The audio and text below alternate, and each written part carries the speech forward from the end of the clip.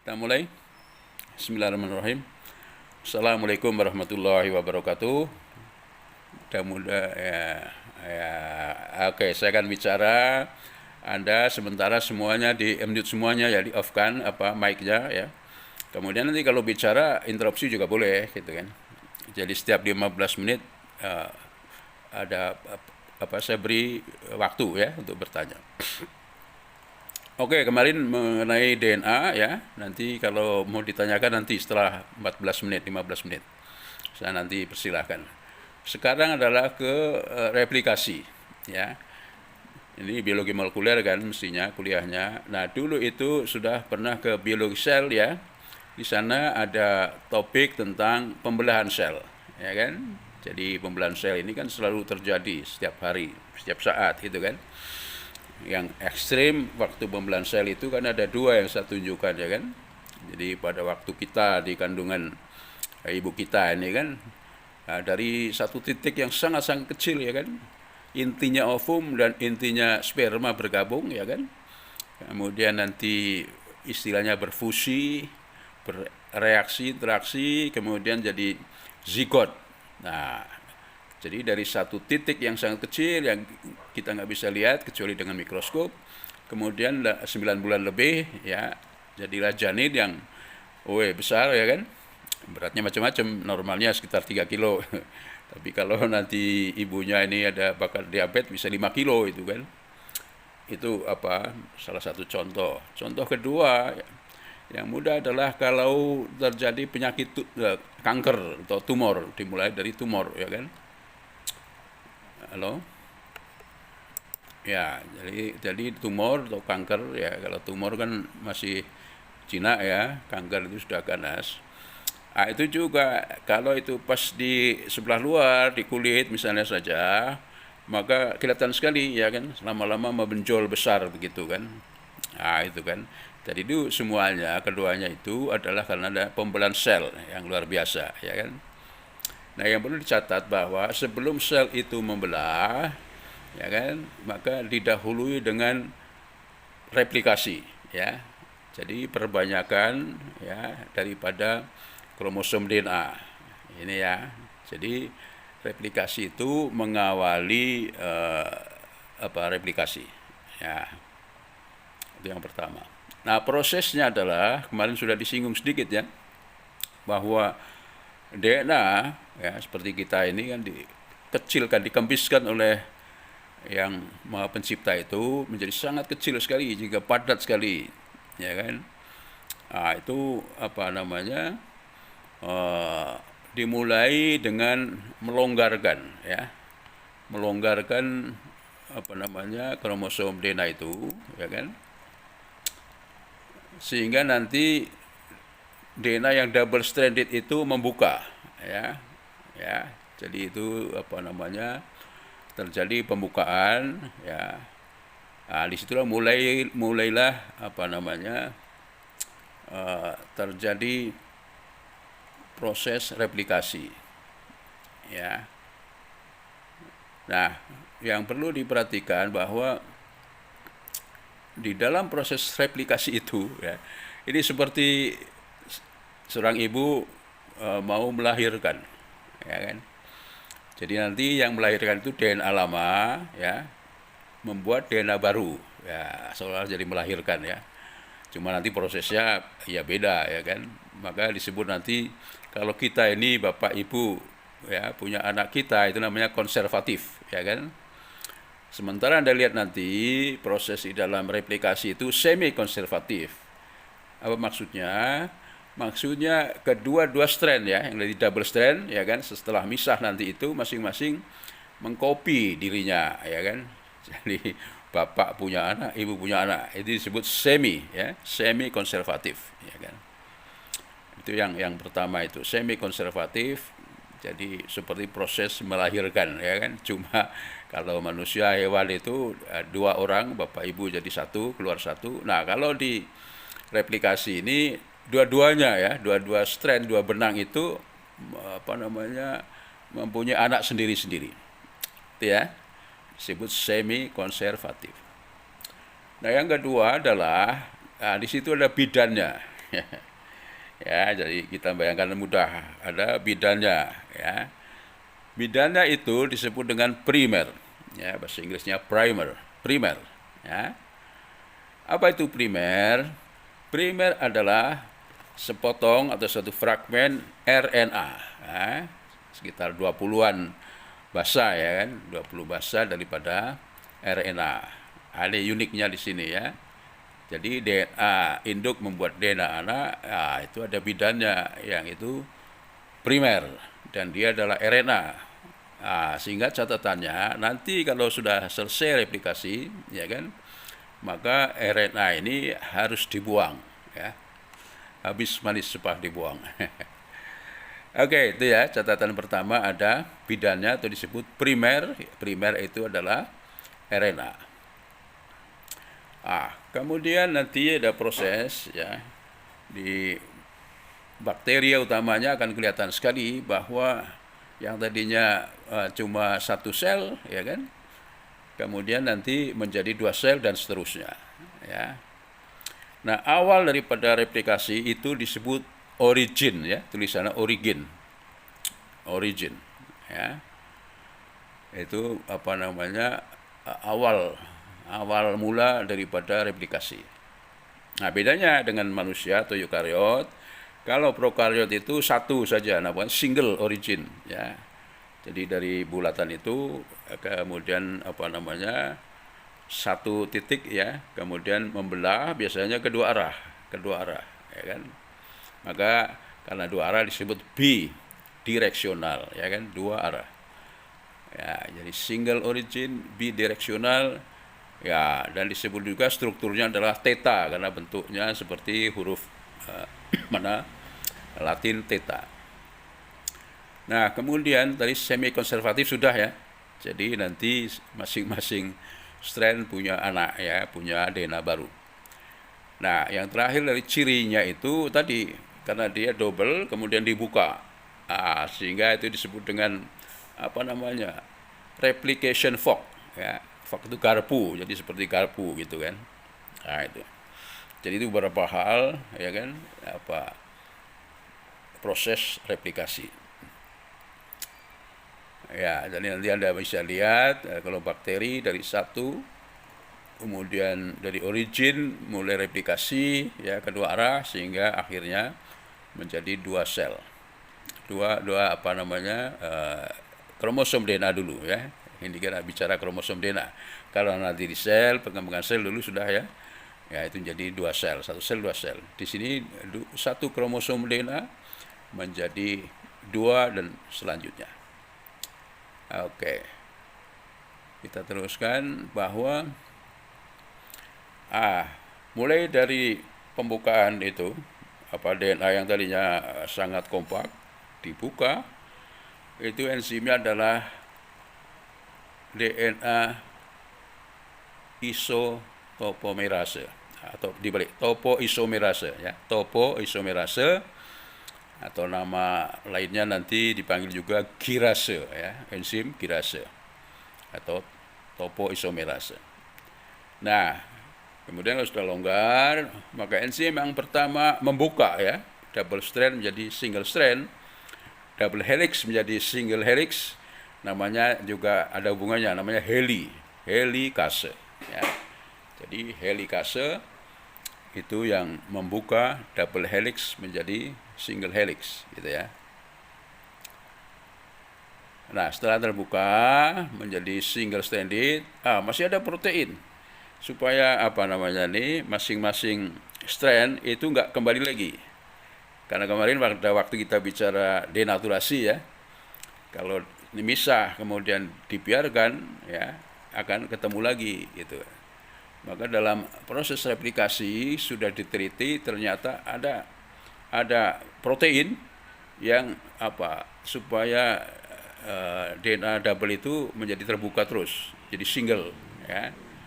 Maka proteinnya disebut singkatannya SSB, single stranded binding protein, ya, SSB, single stranded binding protein. Jadi dia akan memegangi masing-masing single strand, ya kan, supaya tidak apa namanya kumpul lagi. Kemudian yang ketiga, nah kalau sudah menjadi single ya, kan tadi fork ya kan, garpu gitu. Nah, maka akan tadi akan datang bidannya. Primernya itu akan datang duluan, dan primer itu tadi Rena ya, dia dibuat oleh enzimnya, namanya juga mirip ya kan, karena primer enzim yang buatnya disebut primase ya, primase. Oke, primase. Jadi kalau sudah ada primer, mulailah di sini ada catatan bahwa dua strain atau dua benang itu namanya, yang satu disebut leader strain, pemimpin ya, leader strain, atau leading strain. Nah, namanya leading strain, leader kan manusia. Leading strain itu yang nanti prosesnya akan lebih dulu ya kan, yang ditempeli oleh primer adalah di leading strain.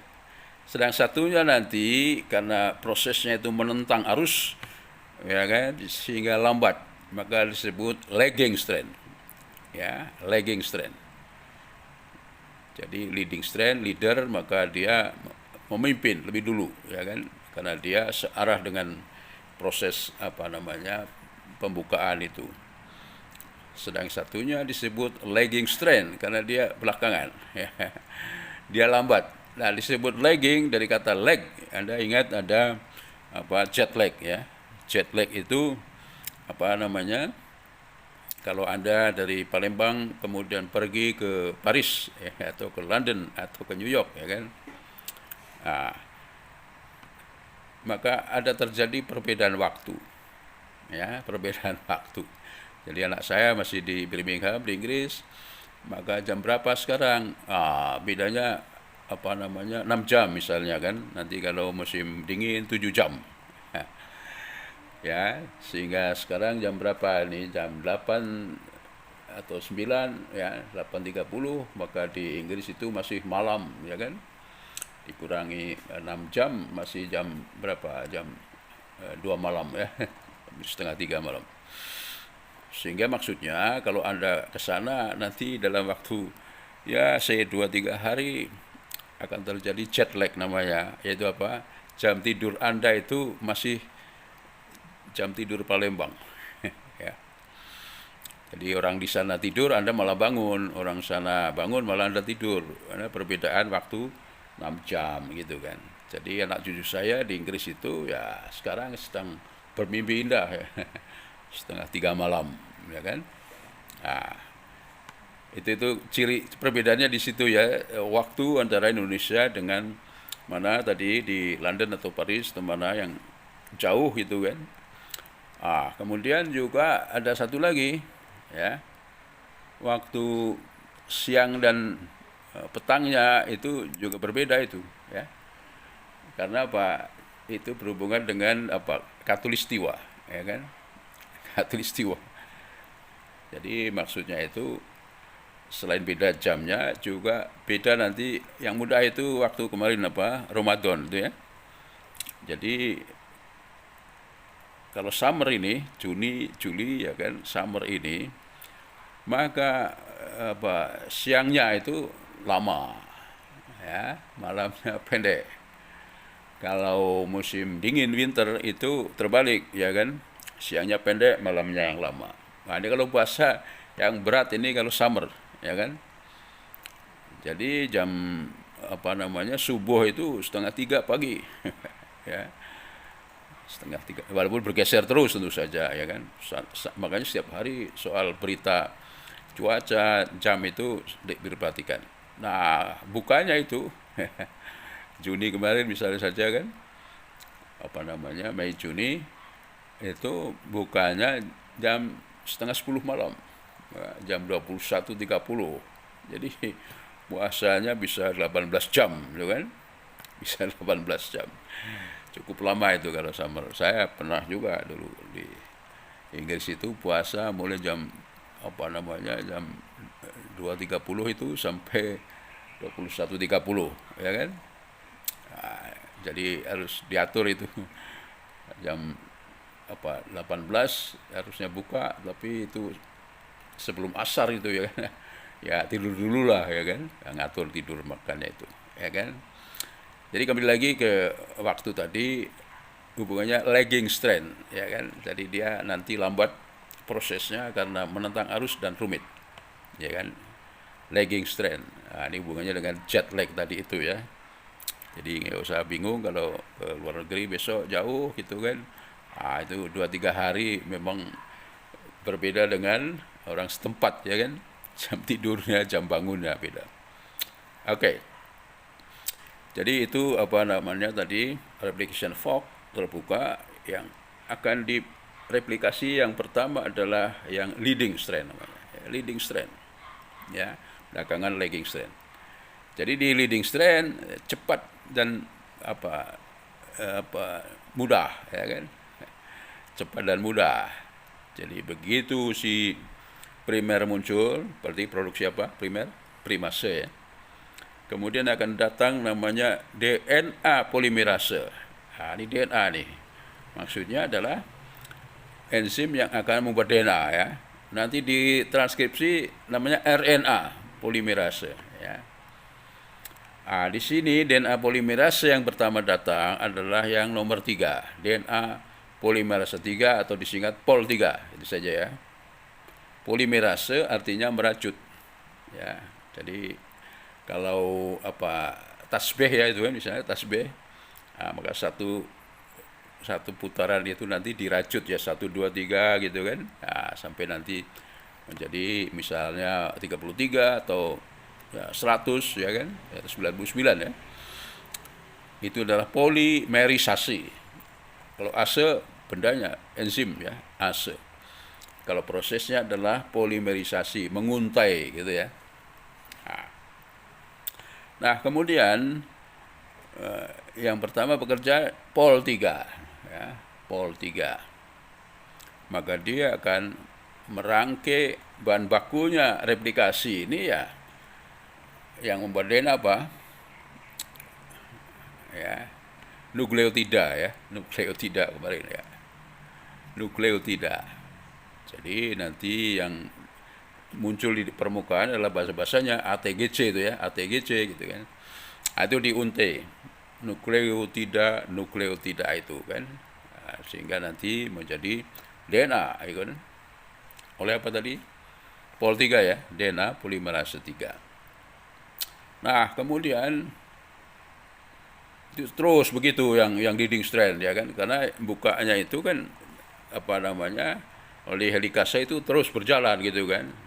Maka proses leading strand juga mengikuti saja, membuat DNA baru dari DNA lama ya, dengan menguntai nukleotida. Namanya proses polimerisasi. Oke. Jadi di leading strand nggak ada masalah ya kan. Berjalannya secara mudah itu kan. Jadi ada peran di situ dua enzim ya utamanya kan ya, enzim primase kemudian DNA polimerase 3 ya kan. Kemudian sebelumnya itu adalah helikase yang membuka ya kan. Sebelumnya tadi ada kirase yang mengendurkan DNA. Nah, kemudian di lagging strand. Nah, lagging strand itu yang pertama dibuat adalah primer yang banyak itu kan. Primer yang banyak. Jadi ada nanti lihat helikase membuka, kemudian ada SSB protein tadi ya, untuk mencegah ketemunya dua untai tadi, dua strand itu menjadi satu, dicegah. Ya, kemudian ada primer, ya, primase tadi buat primer ya. Nah, kemudian POL3. Nah, yang perlu dicatat untuk POL3 ini atau DNA polimerase 3, dia mempunyai dua pekerjaan utama ya. Selain tadi menguntai nukleotida, juga dia mengedit ya. Jadi kalau ada salah ya diubah ya kan. Kan itu pasang-pasangan basa nukleotida dari yang induknya ke anaknya kan. Jadi misalnya saja kalau induknya nukleotida basanya G, maka anaknya adalah pasangannya C, gitu ya. Kalau A, pasangannya nanti T, ya kan.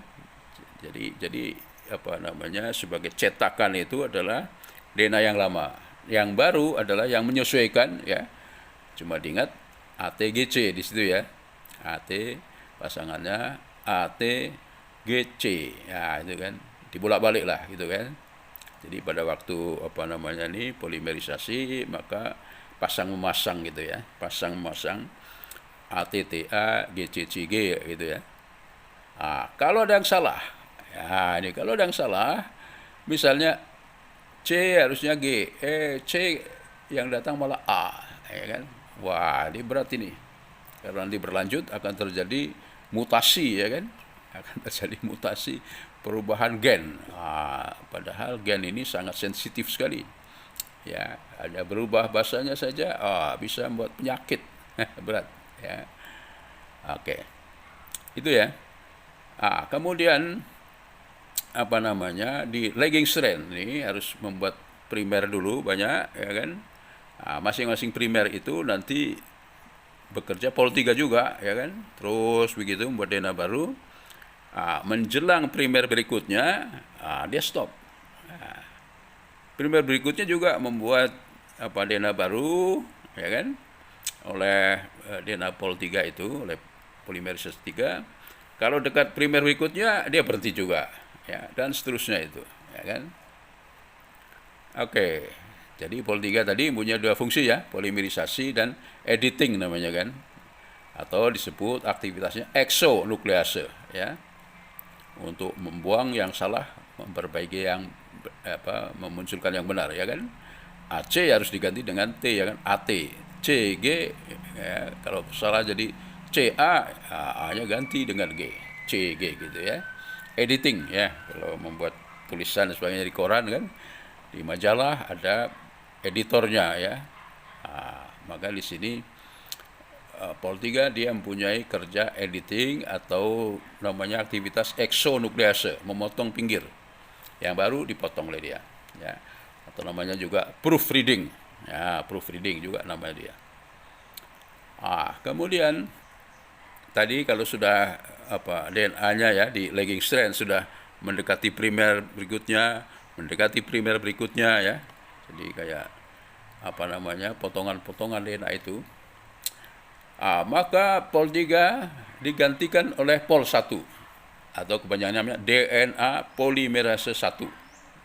Ya. DNA polimerase 1. Jadi saya bayangkan yang pol 3 ini suami, pol 1 ini istri. Apa bedanya? Ya, ibu kita ini ya kan lebih banyak pekerjaannya daripada bapak itu kan. Ya, nanti mungkin sama-sama kantor, tapi kalau di rumah, bapak baca koran, ibu masak, ya kan. Kemudian makan bareng-bareng sama-sama. Setelah makan, bapak tidur siang, ibu cuci piring, belum lagi cuci pakaian sebagainya. Oke, untuk memudahkan bayangkan ya. Jadi kalau DNA itu yang dibuat oleh DNA pol 3 itu sudah mendekati primer, ya, maka perannya diganti oleh pol 1, oleh istrinya ini. Pol 1 ini dia tidak hanya dua, kalau tadi suaminya dua ya pekerjaannya, menguntai polimerisasi dan mengedit yang bagian pinggir atau exonuklease activity.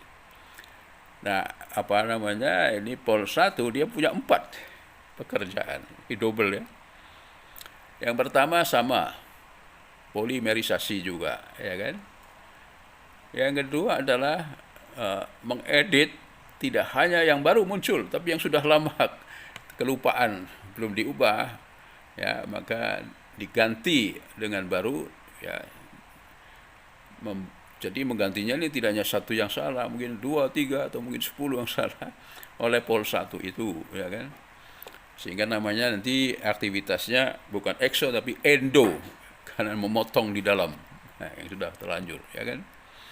Endonuklease activity. Itu pol 1 yang kedua. Yang ketiga apa? Yang ketiga adalah Yang ketiga sama dengan suaminya tadi. Jadi kalau ada yang baru ya dia potong. Jadi ada dua edit yang dilakukan oleh Pol 1, yaitu yang baru muncul sama dengan Pol 3 atau suaminya itu adalah EXO ya, yang baru muncul sama. Tapi kalau yang sudah terlanjur ya potong di dalam namanya endonuclease activity. Yang ketiga ya. Nah, yang terakhir Pol 1 ini apa? Dia akan memakan pelan-pelan primer tadi. Bidannya ini. Jadi ada filosofi di situ, apa namanya, habis manis sepah dibuang. Hati-hati dengan laki-laki itu kan. Ya, kalau kaya istrinya senang, tapi kalau melarat ditendang gitu. Ada uang, abang saya nggak, tak ada uang, abang ditendang. Kira-kira begitu ya. Itu si primer ya kan, pada waktu apa diperlukan, tapi kalau sudah enggak maka dibuang. Dengan cara apa tadi, Pol 1 ini memakannya sedikit demi sedikit ya kan. Nah, jadi ini persis juga kan, kaum ibu perempuan ini kalau makan sedikit-sedikit ya kan. Jadi kalau lebaran, kalau cowok ini mahasiswa datang, saya kasih suguhan itu kan cepat habis roti itu kan. Nah, kalau perempuan enggak, mahasiswi itu dia makannya pelan-pelan, jangan sampai giginya kelihatan ya kan. Tapi kalau aku masuk ke dalam mengambil minum, keluar habis juga. Ya, habis juga, bukan dimakan, tapi masuk tas. Ya, itu ciri perempuan, suka tas kemana-mana untuk bawa oleh-oleh. Oke, itu Pol 1 ya. Jadi Pol 1 dia menggigit apa namanya tadi, primer ya, pelan-pelan, dan sekaligus mengubahnya dari RNA menjadi DNA. Gitu ya. Jadi sekali lagi saya ulangi, Pol 1 itu mempunyai 4 pekerjaan, Pol 3 2 pekerjaan saja ya. Kalau yang nomor 3 itu suami, dia polimerisasi, menguntai, dan tadi apa? Mengedit ya, kalau ada kesalahan di pinggir atau yang baru. Nah, tapi sekali lagi Pol 1 4 ya kan. Dia polimerisasi juga, dia memotong yang pinggir atau exo, dia juga memotong di dalam kalau udah banyak kesalahan adalah endo. Nah, yang terakhir adalah apa namanya tadi, memakan primer ya, menggigit primer sedikit-sedikit kemudian diganti dengan DNA ya, RNA diganti dengan DNA. Nah, sehingga nanti tertinggal kalau primernya itu sudah nggak ada, maka terjadi potongan-potongan DNA ya, potongan-potongan DNA ini pada lagging strand. Nah, itulah yang disebut dengan Okazaki fragment ya. Okazaki fragment, nanti dilihat ya, Okazaki fragment ya, Okazaki fragment. Nah, kemudian tahap terakhir adalah supaya DNA potongan itu menjadi satu ya, harus dilekatkan satu sama lain, ditempelkan ya, oleh enzim apa itu ya, kita kenal adalah ligase ya, enzim ligase, karena dari kata ligate adalah menempelkan ya. Nah, ini enzim ini apa namanya sangat bermanfaat sekali di laboratorium ya, biologi molekuler, karena dia akan menyambung-nyambung DNA yang berantakan ya kan, disambung-sambung oleh enzim ligase atau ligase DNA ya kan.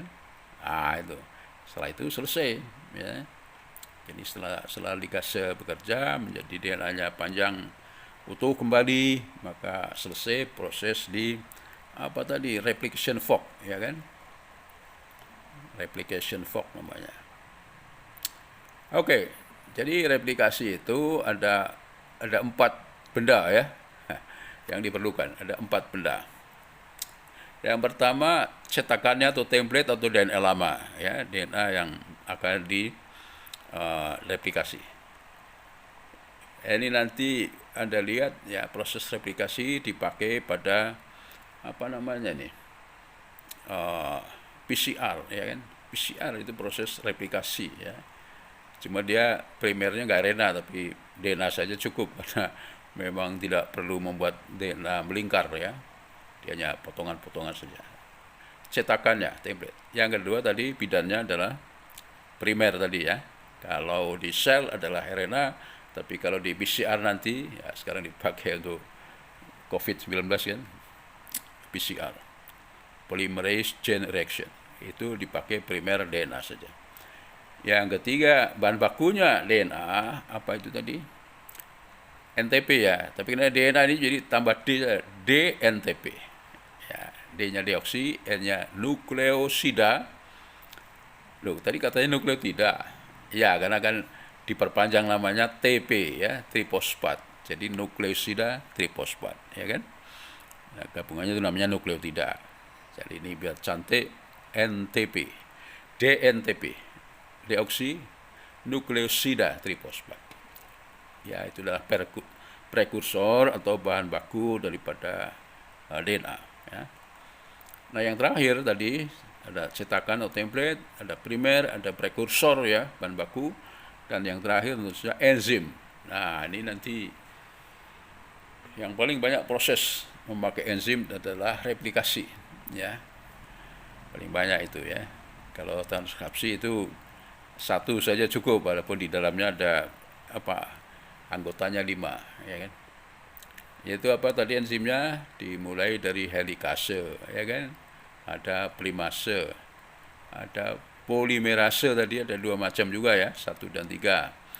Ada SSB tadi, single stranded binding protein ya, yang mencegah supaya DNA yang sudah buka itu jangan tutup lagi. Dan yang terakhir adalah ligase. Oke. Itu proses daripada replikasi ya, proses daripada replikasi. Nah, tentu saja ada perbedaan antara bakteri prokariot dan dengan eukariot ya kan. Besarnya, perbandingan besarnya juga sangat jauh ya kan. Bakteri ada, apalagi virus ya kan, lihat dengan mikroskop ya kan. Eukariot adalah kita ini, manusia, hewan, dan tanaman. Maka dalam replikasi juga ada perbedaannya tentu saja, ya kan. Kalau tadi bakteri hanya 1 saja, one origin, ya kan, untuk replication. Sedang kita, eukariot itu banyak originnya, ya, sehingga setiap sel dalam tubuh kita ini, ya, kita pun tiap hari ada replikasi ya kan, sel baru yang lama dibuang. Jadi many origins of replication ya kan di dalam eukariot ya, atau disebut replikon. Replikonnya ini ya kan tempat untuk replikasi di mamalia terutama ini banyak sekali ya, multi origins. Nah, nanti di dalam replikasi itu ini ada hubungannya dengan penyakit-penyakit keturunan, ya kan? Penyakit-penyakit keturunan karena tadi berasal daripada adanya mutasi ya. Salah satunya perubahan bahasa tadi itu ya. Karena memang dalam proses replikasi atau proses apapun itu dipengaruhi oleh kondisi lingkungannya, environment, ya kan? Jadi kalau seorang ibu ya yang mengandung kemudian dia mengalami kemarin sudah disinggung ya, kalau dia mengalami goncangan-goncangan pikiran, maka itu pikiran yang mengeluarkan nanti adalah hormon-hormon, senyawa-senyawa kimia yang bisa masuk ke inti sel dan berinteraksi dengan DNA ya kan, gen-gen itu, sehingga terjadilah mutasi. Ya, mutasi yang terkenal adalah penyakit kanker itu kan. Itu semua kanker adalah karena adanya mutasi, ada perubahan daripada pasalnya baik single ya, double atau banyak misalnya. Oke, itu hubungannya replikasi. Jadi kalau kesalahan tadi tidak bisa diperbaiki oleh enzim polimerase baik 1 maupun 3, maka akan permanen di sana. Kemudian nanti untuk replikasi berikutnya terjadi kesalahan ya, itulah yang disebut dengan mutan ya, karena terjadi perubahan ya. Jadi nanti sebenarnya setiap manusia semakin tua apalagi akan terjadi mutasi ya, terjadi mutasi sehingga terjadi penyakit ya kan, degenerasi namanya, degeneratif ya kan. Di saya misalnya gula, ya. Jadi harus pakai obat. Nah, ibu, ya, istri ini tensi, hipertensi, ya kan.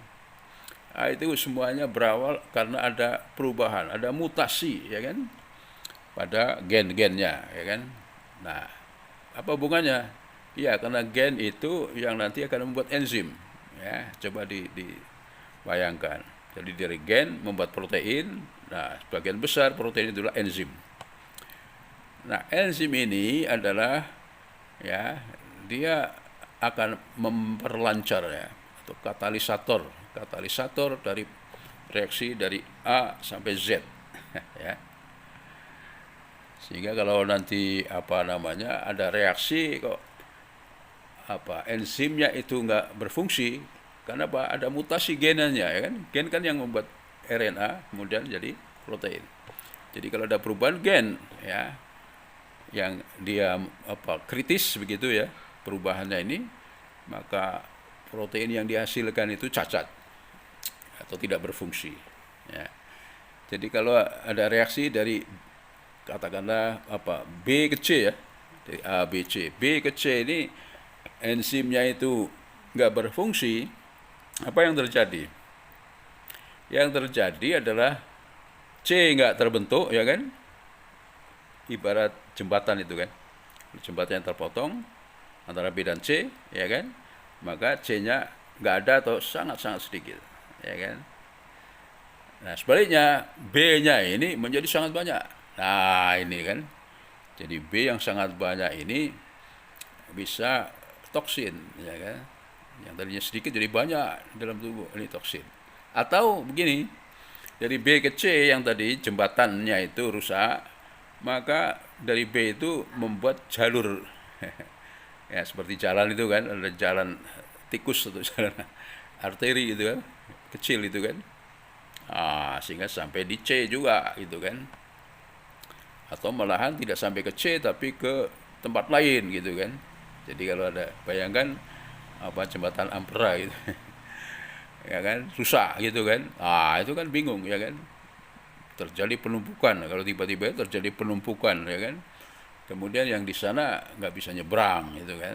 Jadi kalau B ke C ada enzim yang rusak, ya kan, maka B-nya menumpuk dan C-nya nggak ada. Nah, padahal bayangkan kalau C-nya ini penting untuk membuat D, ya produk yang penting itu nggak ada, itu yang buat sakit, ya kan.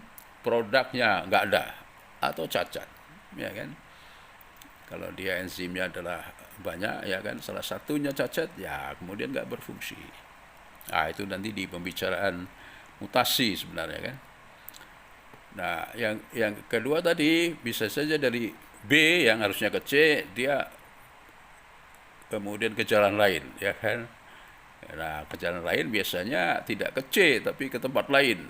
Ya, misalnya dari B ke C, B-nya itu kemudian reaksinya ke arah apa F gitu misalnya.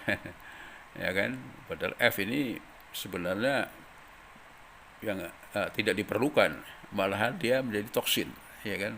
Jadi kalau ada apa jembatan rusak itu, itu, ya kan, bisa terjadi penumpukan, bisa terjadi kehilangan, kemudian bisa membentuk suatu produk yang sebenarnya tidak diperlukan atau sedikit diperlukan menjadi banyak, itu kan.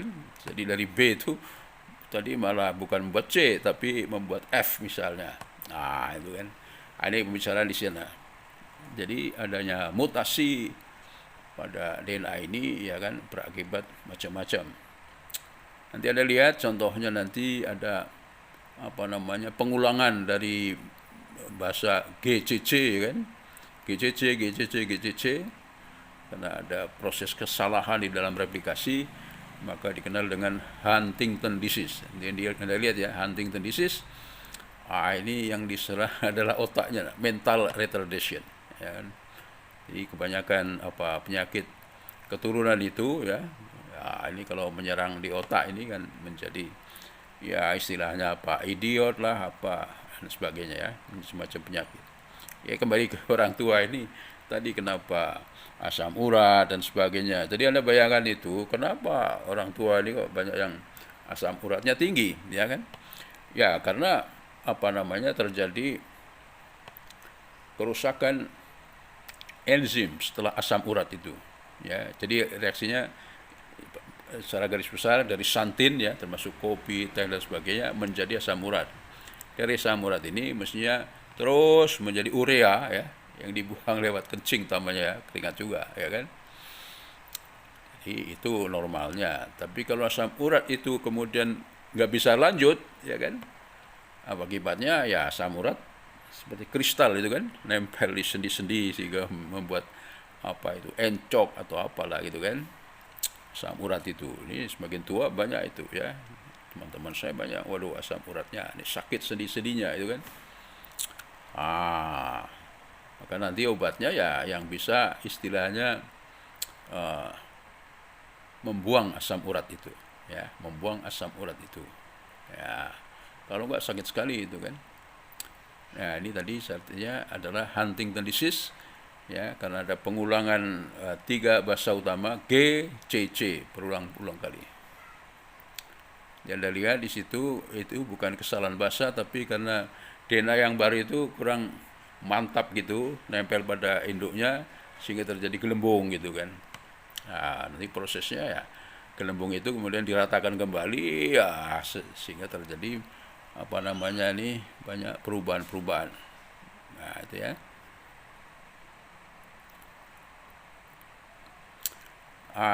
Kita bicara antibiotika utamanya dan anti kanker yang ada hubungannya dengan replikasi, yaitu terhadap utamanya enzim yang tadi mengendorkan, ya, topoisomerase, masih ingat tadi topoisomerase atau girase.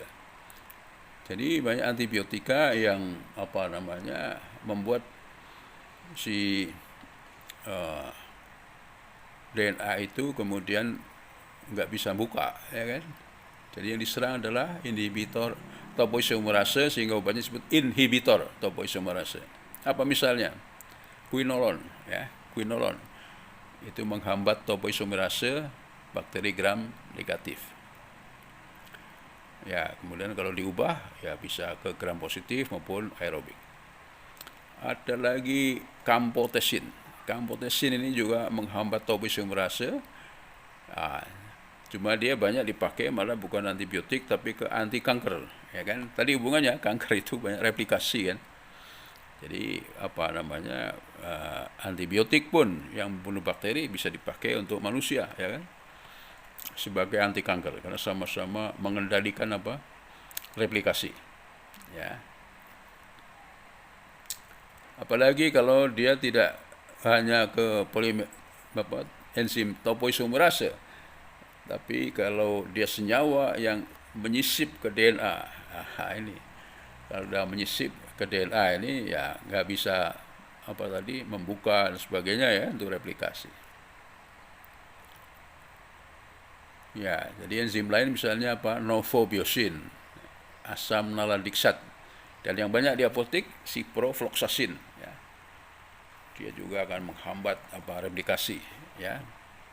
Jadi ini adalah yang targetnya, ya, adalah enzim topoisomerase. Demikian juga sekarang ini, ya, virus, ya, antivirus juga nanti kita akan tahu terutama pada waktu replikasi, ya. Maaf. Pada waktu replikasi itu, ya, di mana virus kan nggak punya primer, ya kan, nggak punya DNA polimerase, ya kan. Dia seperti, ya, benda mati itu virus itu kalau di luar hostnya. Maka masuk ke dalam tubuh, misalnya ke manusia, maka akan memakai enzim manusia itu kan, termasuk primernya juga, ya kan. Dari mulai dari primer, enzim tadi helikase, polimerase, ya kan, dia akan pinjam, makanya disebut parasit itu kan, virus-virus ini. Nah, salah satu obat itu nanti, ya, yang akan menghalangi replikasi daripada virus itu sendiri, ya, obat antivirus juga yang berhubungan dengan masalah replikasi atau sintesis DNA, ya, sintesis DNA. Banyak contoh-contohnya di situ. Ya. Nah, kemudian ada satu apa namanya gen ya, disebut dengan telomer namanya. Telomer. Jadi protein ini dia adalah gabungan ya daripada sepotong fragmen ya. Fragmen DNA. Fragmen itu adalah GGG-TT. GGG-TT ya sampai 20 paling sedikit sampai 200 GGG 4G ya dan 2T. Ini disebut dengan telomer. Nah, ini menarik karena telomer ini dia berfungsi menstabilkan replikasi ya. Menstabilkan replikasi. Yang kedua, telomer ini itu di dalam apa namanya sel ya, dia bahan bakunya adalah RNA.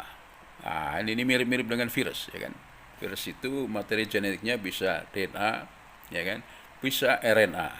Nah, kalau DNA virus ini akan masuk ke dalam hostnya, tubuh manusia atau hewan atau tanaman, maka dia langsung saja ya, dia menyisip ke kromosom DNA hostnya ya kan, karena sama-sama DNA. Tapi kalau dia RNA, di telomer juga ini RNA ya, molekul RNA, maka dia harus diubah dulu menjadi DNA ya kan. Jadi RNA diubah dulu jadi DNA, baru dia akan menyisip pada kromosom DNA itu pada virus. Nah, kalau di sini telomer ini dibawa oleh enzim namanya telomerase ya. Jadi diingat telomerase ini ya kan, dia membawa sepotong RNA ya. Sepotong mRNA yang akan dibuat menjadi DNA ya. Jadi urut-urutannya begitu ya. Telomer dibuat oleh telomerase ya, tapi dalam bentuk RNA. Nah, jadi nanti enzim ini akan mengubah dulu RNA dalam dirinya ya, kalau sudah saatnya menjadi DNA. Apa artinya? Ini yang dipakai oleh virus itu disebut transkripsi terbalik ya, reverse transkriptase, reverse transkriptase itu ya. Itu apa namanya, telomerase itu mempunyai sifat reverse transkriptase, enzim yang membalik ya kan dari RNA ke DNA.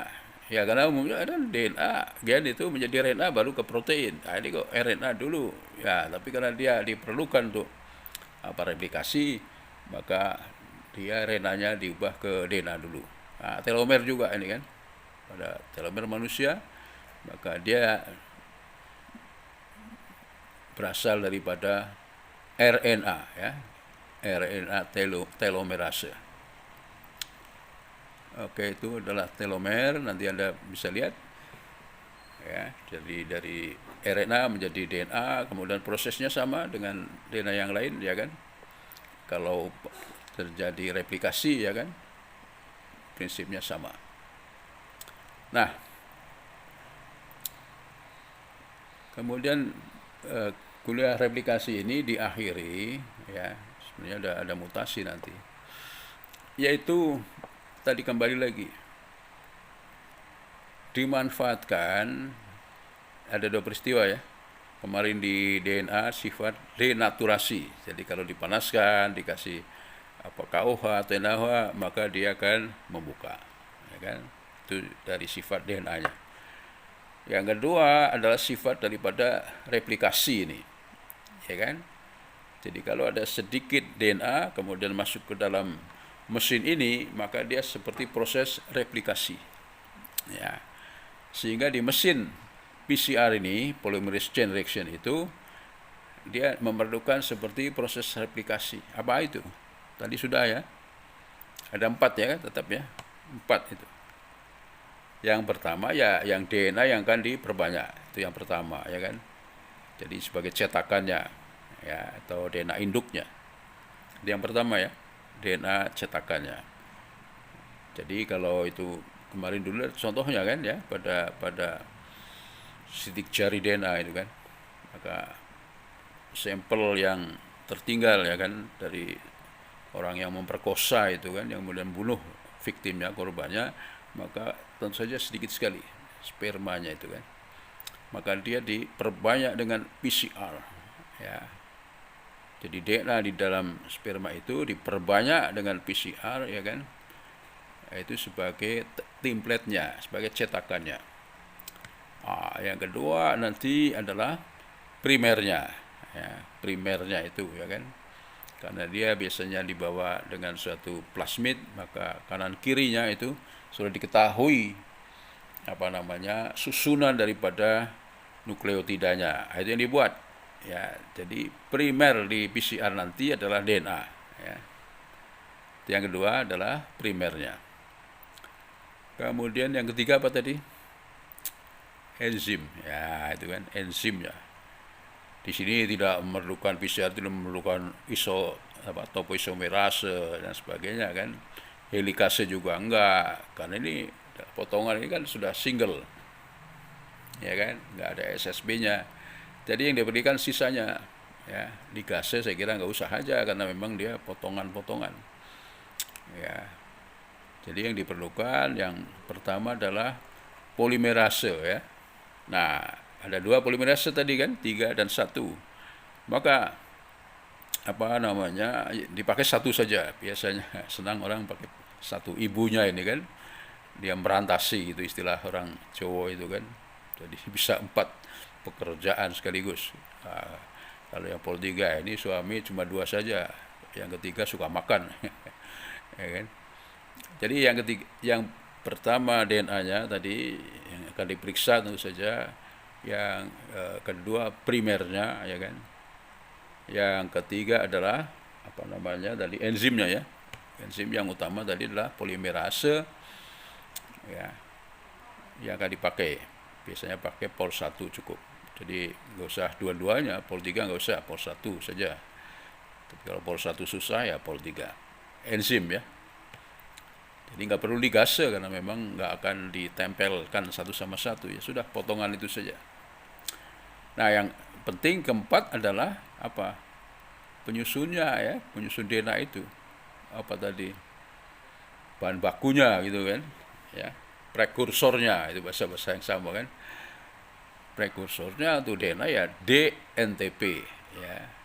Jadi ada DATP, DGTP, DCTP, DTTP itu kan. Nah, itu yang ada di dalam mesin PCR itu kan. Nah, jadi itu prosesnya cepat sekali ya kan. Hitungannya berapa itu menit ya kan. Jadi sekian menit, 77 15 menit ya, kemudian tambah 2 menitan lah gitu kan. Jadi kira-kira nggak sampai 20 menit ya kan. Nah, itu dari sedikit itu menjadi banyak sekali. Itu baru 1 putaran, apalagi kalau sampai 200 putaran ya kan. Wah, jadi menjadi banyak sekali ya kan. Nah, ini ya harus dimengerti bahwa dengan adanya PCR ini tadi bisa untuk macam-macam. Ya, utamanya untuk memperbanyak DNA ya kan. Yang kedua nanti sebagai ciri antara primer dengan DNA-nya itu ya kan. Primer dengan DNA-nya itu. Jadi kalau istilahnya terjadi perubahan pada gen ya, virus tadi itu kan ada gen yang nggak benar, maka ya istilahnya tidak terjadi produk ya kan, tidak terjadi produk karena akan lepas begitu kan. Ini jadi selain untuk memperbanyak juga untuk identifikasi penyakit lah gitu ya, gitu. Nah, itu nanti bisa dilihat di buku saya, sudah ada kan. Di buku saya itu. Inilah PCR, jadi ada 3 proses ya kan. 3 proses dalam PCR. 1 denaturasi ya kan. Jadi dari double strand menjadi single strand. Yang kedua annealing namanya. Annealing adalah menempelkan primer ya kan, dari ujung satu yang satunya ujung yang lain ya kan. Annealing. Nah, kemudian yang ketiga atau terakhir adalah extension dari primer itu, kemudian muncul DNA baru yang sesuai dengan cetakannya, gitu ya. Denaturasi itu pada suhu 90-an lebih ya, 95 lah begitu ya. 1 menit saja. Kemudian nanti waktu annealing menempelkan primer itu suhu rendah 53-54 derajat ya kan, itu 1 menit.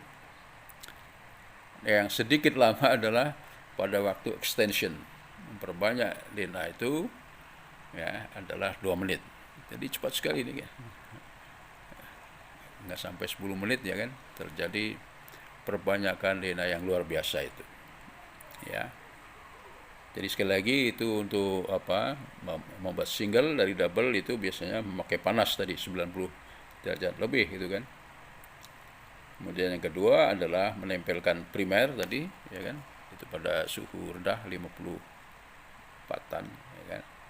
Kemudian prosesnya nanti ya kita lihat kembali itu pada sekitar 75 ya derajat Celcius itu ya. Jadi kembali lagi diingatkan 4 benda yang diperlukan pada PCR ya kan. Pertama adalah template-nya, DNA-nya akan diperiksa, diperbanyak. Yang kedua primernya harus dibuat tuh kan supaya cocok. Enggak di awal-awal daripada DNA itu. Kemudian ketiga enzimnya tadi ya kan. Dan yang keempat adalah prekursornya ya. DATP, DGTP, DCTP dan DTTP. Oke. Ya, ini nanti Anda bisa lihat PCR prosesnya. Ya, ini sisanya adalah cerita tentang PCR pada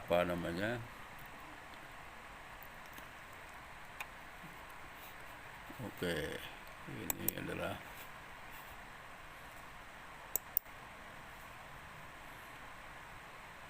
ya. Saya akan lanjut sebentar, masih ada waktu, adalah untuk mutasi. Mutasi.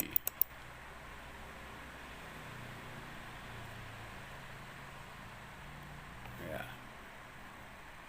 Mutasi. Jadi memang agak kesusahan saya ini kan,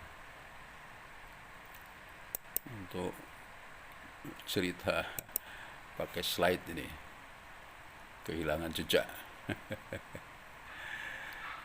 Oke. Jadi kita bicara mutasi ya, nanti Anda lihat juga.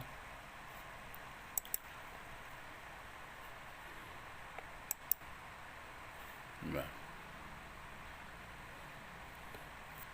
Jadi mutasi itu adalah macam-macam kejadian di mana terjadi perubahan daripada DNA, atau lebih tegas lagi utamanya pada gen ya kan, karena gen adalah DNA dan dialah yang akan membuat protein ya, macam-macam itu. Jadi saya ambil contoh misalnya saja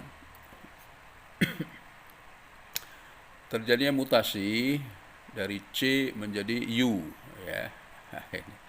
C menjadi U ya kan. Tentu saja nanti akan terjadi, anak-anaknya akan terjadi perubahan ya kan. Oke. Jadi saya mulai dari mutasi adalah perubahan basa ya, ATGC itu dalam sekuens DNA pada umumnya adalah gen.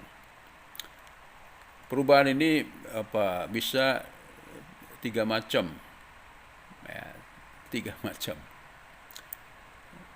Ya kalau diperluas lagi 4 lah, 4 macam.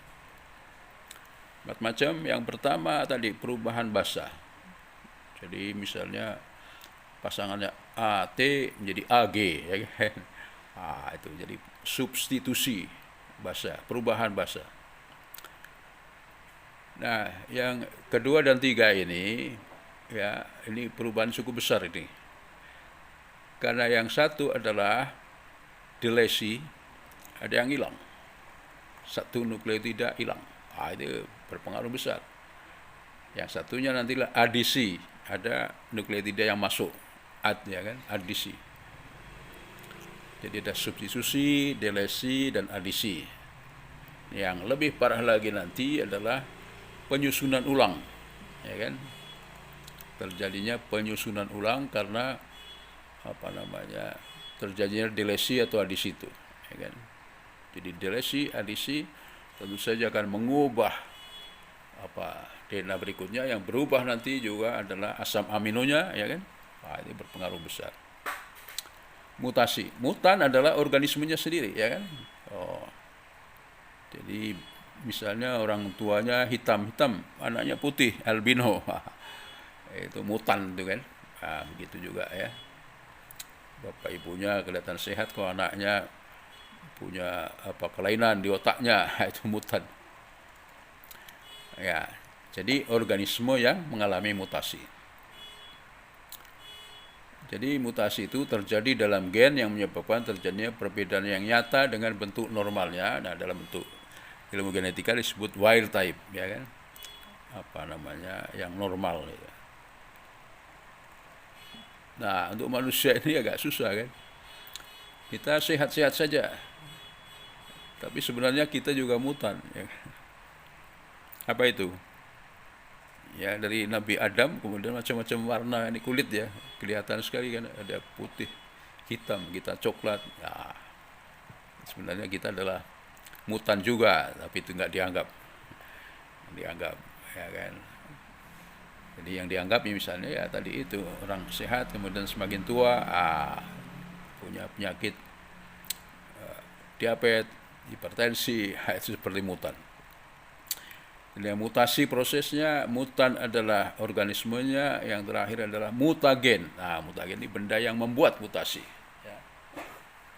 Penyebab mutasi itu ada berapa nih? 2, 3 atau 4? 4 ya, 4 juga itu. Yang pertama adalah kimia, ya kan? Nanti kita lihat benda-benda kimia ini tentu dia bisa menyebabkan mutasi dan menyebabkan penyakit. Senyawa kimia. Yang kedua fisika, ya kan? Sinar terutama, ya. Sinar matahari, sinar UV, apalagi radioaktif, ya kan? Itu berpengaruh besar ya, pengaruh fisika itu. Kemudian ada lagi yang lain adalah biologi. Biologi. Apa itu misalnya virus tadi itu?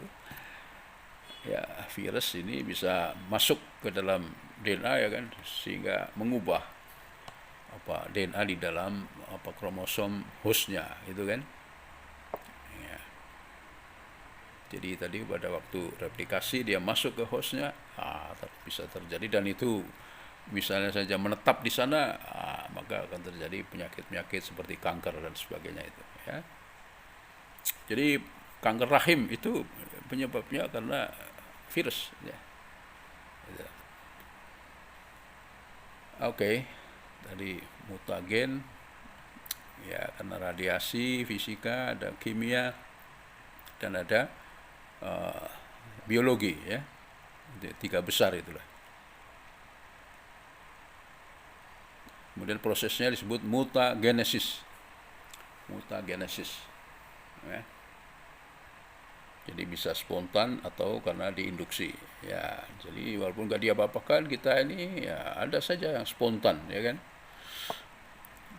Terjadi pada waktu replikasi misalnya kan, ada kesalahan-kesalahan, ya kan. Nah, kesalahan pada replikasi tadi masih ingat ya kan. Salah satunya karena kita ini, ya kalau itu menyebabkan kanker ya kita.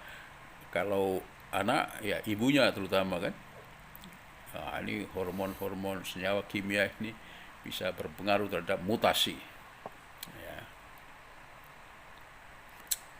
Oke, jadi mutasi ini tadi bisa karena substitusi, karena mismatch ya. Pasangannya berbeda pada replikasi atau diinduksi ya oleh mutagen tadi. Ada kimia, ada sinar dari fisika maupun biologi. Ya, nanti di gambar itu akan kelihatan, ya kan, bagaimana perbedaan mutan dan yang normal ya. Gara-gara ada bahasanya yang keliru. Harusnya AT kok AG, ya kan. Itu nanti selanjutnya Yang bawah itu normal, ya kan? Tapi yang satunya abnormal. Yang abnormal ini yang menyebabkan mutan. Oke, itu mutasi. Nanti Anda lihat ada transisi, transversi ya. Artinya perubahan dari golongan yang sama. Purin ke purin, pirimidin ke pirimidin, istilahnya itu transisi. Ya. Sedang yang purin ke pirimidin atau sebaliknya, pirimidin ke purin disebut transversi. Itu istilah untuk membedakan apa ini perubahannya, ya kan? Kemudian insersi atau delesi. Tadi kemasukan atau kehilangan, ya kan? Nah, itu kan yang paling berat kalau banyak tadi, ya kan? Oke. Nah, ada istilah reversion. Reverse. Jadi kembali ke semula, yang tadinya mutan kembali menjadi wild type, menjadi normal kembali. Nah, itu hubungannya dengan tubuh kita ini, misalnya manusia, ya, hewan juga, itu sebenarnya sudah dilengkapi, ya kan, secara komplit oleh Sang Maha Pencipta. Jadi kalau ada mutasi, maka di dalam tubuh ini sudah ada mesin yang untuk memperbaiki kembali, ya, seperti tadi DNA polimerase 3, 1 itu kan dalam tubuh kita ini kan. Jadi untuk mengubah yang termutasi kembali ke normal, ya. Walaupun nanti macam-macam caranya menormalkan itu kan, ya. Jadi itu disebut reversion dari normal, mutan, kemudian kembali ke normal, ya, reversi, sehingga nanti apa namanya proteinnya disebut revertan. Nah, itu ada paling tidak 3 macam itu ya, dari mutan, ya, kembali menjadi normal itu bisa 3 kemungkinan ya. Ini sebenarnya pakai slide mudah. Jadi misalnya saja ada suatu asam amino, ya kan, di tengah-tengah itu, ya, UAC misalnya saja, ya kan. Kemudian dia normal, kemudian ada perubahan atau mutasi menjadi UAG. Ini yang perlu diperhatikan. Ya, nanti walaupun belum sampai pada translasi, kita harus paham bahwa, ya, yang kita hafalkan itu 4 saja, kodon namanya. Kodon itu 4, satu start kodon, di stop kodon ada 3. Jadi di sini dipakai salah satunya adalah UAG, ya. Kodon UAG itu apa namanya menyebabkan stop, tidak ada lanjutannya, ya. Jadi kalau ada bahasa atau kodon UAG, ya, maka translasinya stop. Jadi kalau UAC di tengah apa gen, ya, kemudian bermutasi menjadi UAG, ya, maka tadinya harusnya sekian proteinnya, karena ada UAG di tengah maka terpotong di tengah, gitu kan. Terjadi mutan. Kan? Jadi salah satu mutan itu karena terjadi satu basa itu berubah, UAC menjadi UAG saja. Nah, kemudian jadi tadi ada 3 macam, ya kan. Jadi dari UAC kembali ke UAC lagi, itu nggak ada masalah, ya kan? Namanya kelas 1 revertan. Yang kedua adalah dari UAG tadi, ya, stop codon itu diubah, diubah menjadi dari UAG menjadi UCG. Itu bukan stop codon, ya kan, tetapi terjadi perubahan asam amino. Jadi panjangnya tetap sama, cuma ada perubahan dari tirosin menjadi serin misalnya. Itu nanti tergantung, ya, penting tidaknya si tirosin diganti serin itu. Nah, yang paling berat itu, yang ceritanya lebih berat adalah UAG itu tetap saja UAG, stop codon, tapi kok bisa berjalan normal. Kenapa ini? Inilah, di dalam kehidupan kita juga ada hal-hal yang mustahil gitu istilahnya kan, ya kan. Ya, ini dicontoh di dalam proses tadi itu, ya kan, mutasi. Jadi harusnya normalnya UAG itu stop, ya kan. Tapi ternyata normal, ya kan.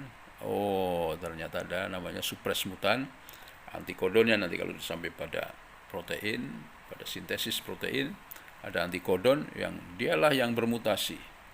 Jadi satu ada mutasi ya, dari UAC ke UAG. Di sini mestinya kalau ada UAG ini barang haram. Jadi nggak ada F ya, tRNA ini yang membawa asam amino mendekat, nggak boleh. Aturan umumnya. Tapi di sini ternyata datang itu tRNA-nya membawa suatu, tentu saja di punggungnya adalah asam amino, nempel di UAG itu ya, akibatnya ya terjadi proses translasi secara normal. Ini ya, ada dua filosofi mungkin di situ minimalnya kan. Yang pertama bahwa di dalam kehidupan ini tidak bisa mutlak ya kan, hukum itu berjalan ya kan, ini harusnya nggak boleh ya kan?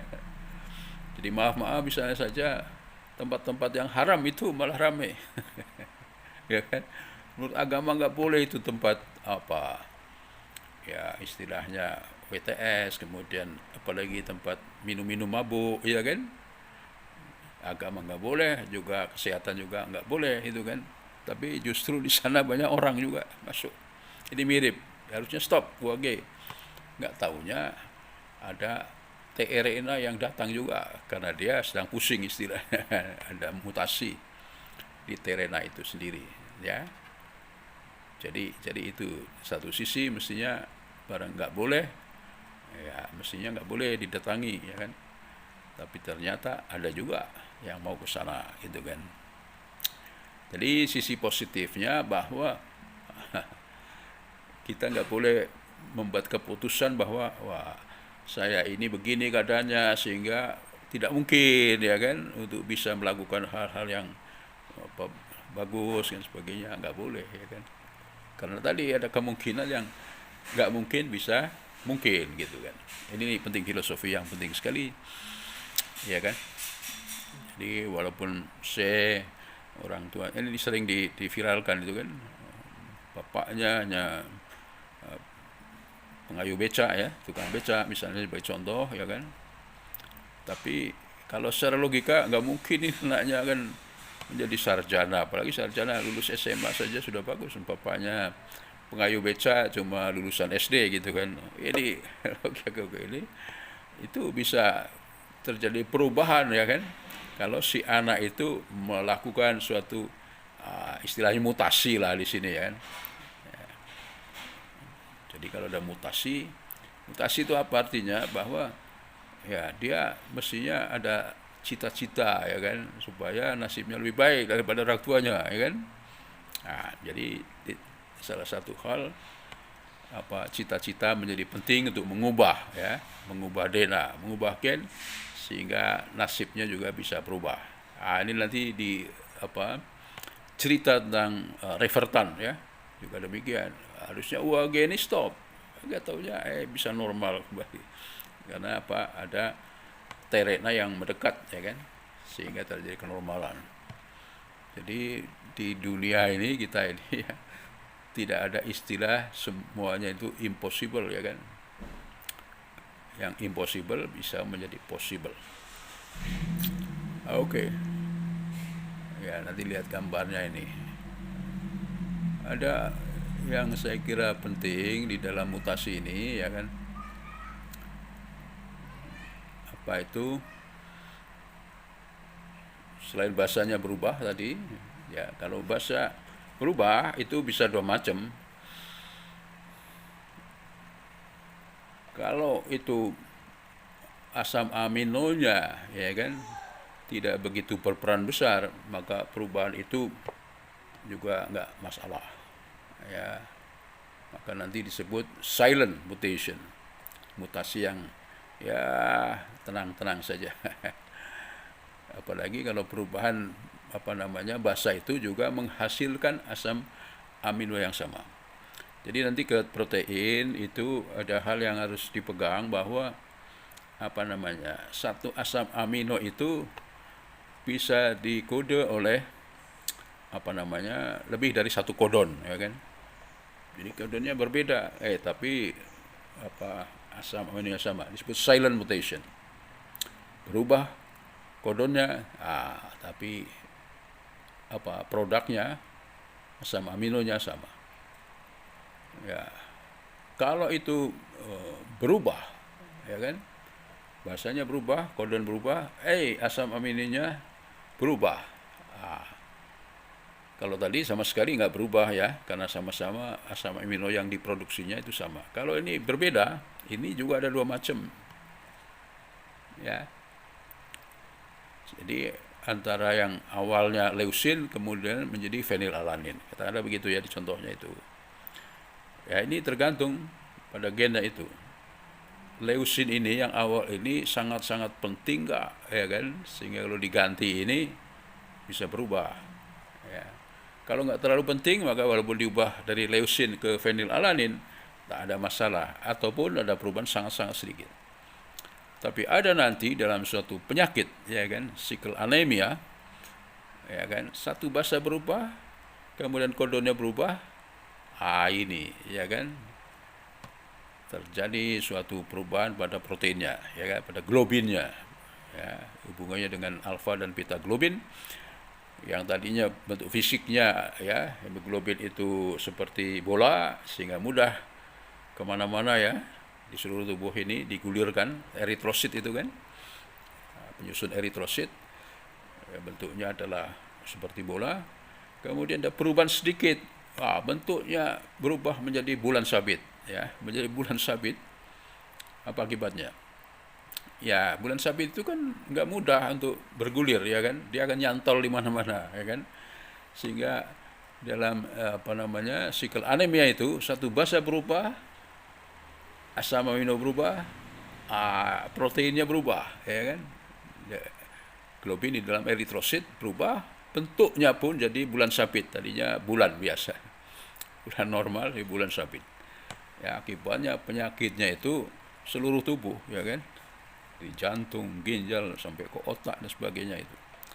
Jadi di sini menandakan bahwa walaupun ada satu basa itu diubah, ya kan, maka bisa menyebabkan sesuatu yang luar biasa.